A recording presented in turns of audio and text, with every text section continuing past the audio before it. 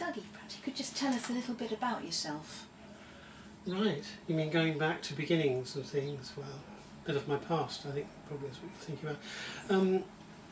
I think it started with a little bit of a fairly unhappy childhood, but it went on and I grew very close to my mum and dad, but early years not too good really. Then I went into college and I took up sport was my biggest thing. I used to row, took in a rowing club, was there every day training and stroking a senior 8. I quite enjoyed that, I loved it. I was playing a lot of soccer, so it was rowing and soccer, learning to fly. At the age of 21, I think, not sure what really happened, but I met a girl who was just 16 and I think we fell in love. I don't know, the true meaning of love is changing for me as time's gone on, but anyway we fell in love and I married at 23 and she was just 18. We had 3 adorable children, but that was the beginning of quite a domestic disaster in my life and in hers of course too.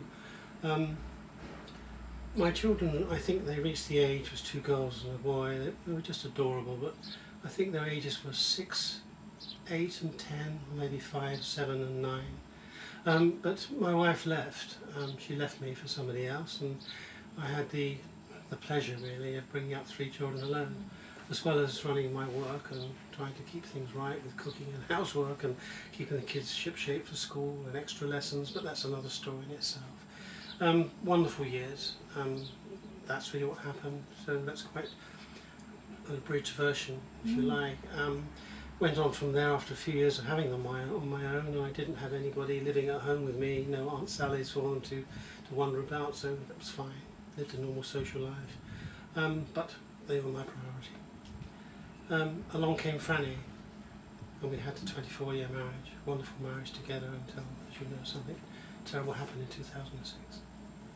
Is that very abridged? That's very abridged. Yeah, okay. Well, first of all, your work then began, your incredible work and your journey to Kenya back in 2007. Yeah, I think that all began as it can be seen on my website. That I mean, this whole website, this whole interview with me, and the whole thing is about a book that I've written over a period of years, because after the tragedy of losing Franny, and it was so tragic, it's hard to imagine worse, to be honest with you. I think I immediately, I've said that on my other video, that I immediately committed my life to helping those in need. Kenya was my first journey. I went out there in 2007, that's not too long after losing Fran, and I went to Nairobi, landed in Nairobi, very dark, late night, dirty taxi to an unknown hotel, and I've never felt so lonely and desolate in my life. And that's where really I had that sort of a desperate need to say to somebody, I don't know whether you like to call that God or whatever, but for me it was something within my heart that's always been there, I think. And I asked for some sign. I said, well, I'm here. I'm here. I've never felt so lost and lonely in my entire life, but I've committed myself with love to help others, and I need a sign. You must give me a sign you're close by. And that's when my glass case, I think I put that in to show you that, didn't I? This was across the room in the hotel with my wallet, and it was quite a way across the room. But this, I've had a couple of them now, but they used to always stop like that. It's just a little glass case. My glasses fold down. It would always stop like that. Now it's got older and it's not. It's open. But I did say that I need a sign, and this across the room started to rock like that. Tip, tip, tip, tip, tip, tip, tip, tip. It was quite severe and quite shocking. That's a story that a lot of people would probably see on a video and think, I'm telling you, it happened, Shirley. Extraordinary. It happened 4 times in my life, and on one occasion my daughter was actually with me and she was quite shocked to say, wow, that's what you meant, Daddy. Yes. So it did happen, and I got a sign. But those signs came and came and came as my journey went on. Yes. And I was off to my little mud hut in Kenya. Yes, your mud hut, and you've written about that in the book very lovingly. Yeah. In the hut with your kerosene lamp, where you did a lot of writing. Yeah.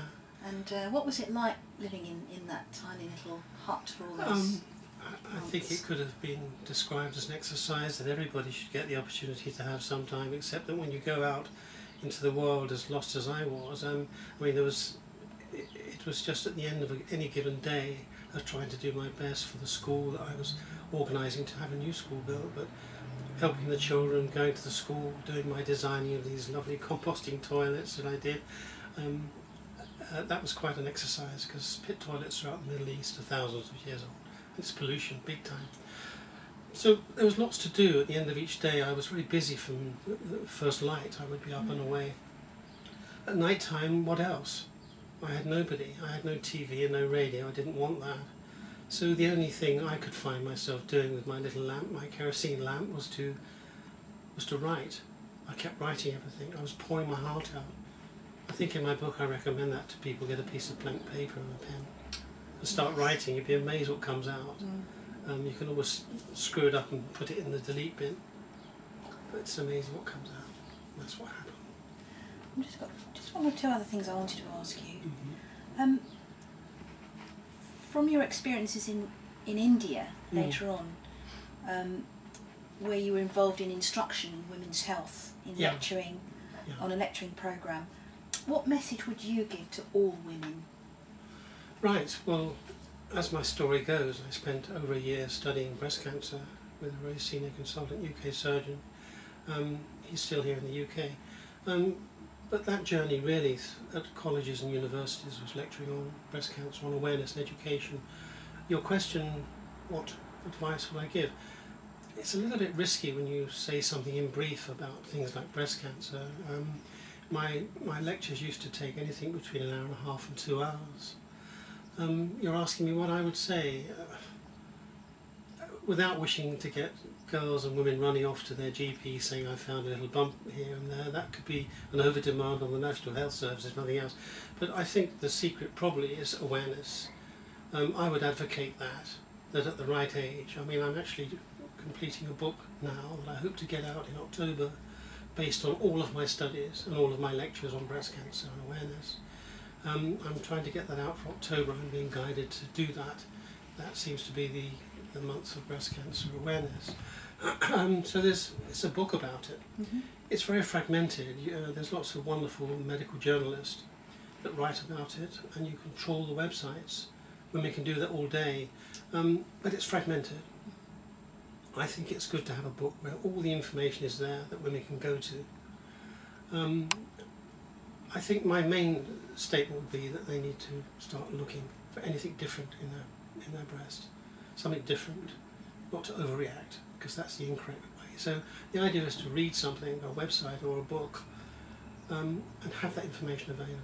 So does that answer your question? I think so, without any alarmist statement? No. Also to say that things are changing dramatically. These days of chemotherapy and analogue mammograms, I think it's going to be history very soon. So maybe I would say that keep looking at the right age and feel quite happy that things are changing very quickly. And what is one life lesson that you've learnt that you would like to share with others finally? A life's lesson. Okay. Well, I don't want to be too negative about that. I would say that to give a lesson is that, certainly without being too over-spiritual, is that I don't have feelings about what's in my heart. Well, I do have feelings. I just know from my experiences there's something very special within every one of us. Call that what you may, the inner man or whatever. So I think I'd like to say that there is something within each one of us that can solve all the problems. You have to learn to let it come out, shine through, and also no matter how bad a thing can happen in your life, there is a new bright horizon there. Because I've had a few, but they always seem to pass and a bit of light shines through, but you have to make yourself available. And I think you have to believe in that inner man. And you're talking to a guy that's not too religious. I do qualify that. Most people get the wrong idea. Dougie, thank you very much indeed. Yeah, it's my pleasure. Bless you. Thank you for asking me. Thank you, Shirley.